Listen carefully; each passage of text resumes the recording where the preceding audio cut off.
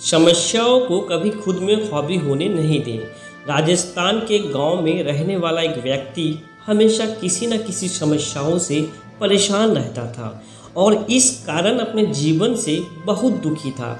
एक दिन उसे कहीं से जानकारी प्राप्त हुई, एक बाबा अपने काफिला के साथ उसके गांव में पधार रहे हैं। उसने तय किया कि वह बाबा से मिलेगा और अपने जीवन की समस्याओं के समाधान का उपाय पूछेगा।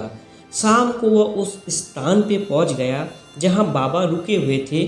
कुछ समय प्रतीक्षा करने के उपरांत उसे बाबा से मिलने का अवसर प्राप्त हुआ।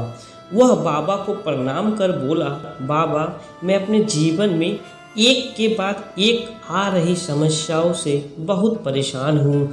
एक से छुटकारा मिलता नहीं कि दूसरा सामने खड़ी हो जाती है।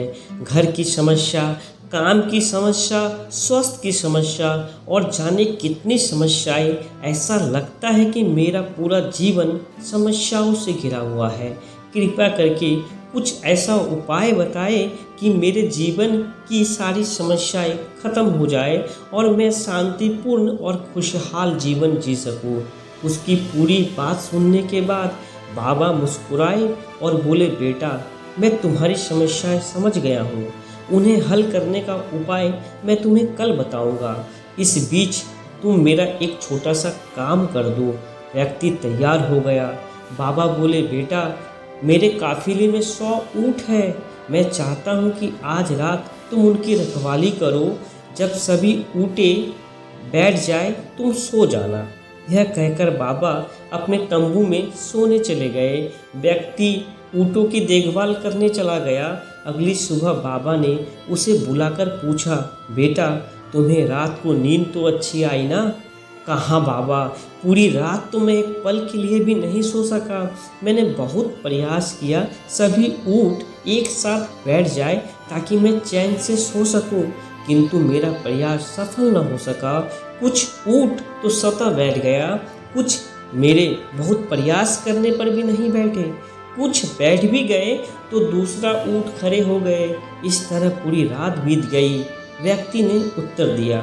बाबा मुस्कुराते हुए बोले, यदि मैं गलत नहीं हूँ तो तुम्हारे साथ कल रात यह हुआ। कई ऊँट खुद ब खुद बैठ गए, कईयों को तुमने अपने प्रयासों से बैठाया, कई तुम्हारे बहुत प्रयास के बाद भी नहीं बैठे। बाद में तुमने देखा कि वह उनमें से कुछ अपने आप ही बैठ गए। बिल्कुल बिल्कुल ऐसा ही हुआ बाबा, व्यक्ति ने तत्परता से बोला।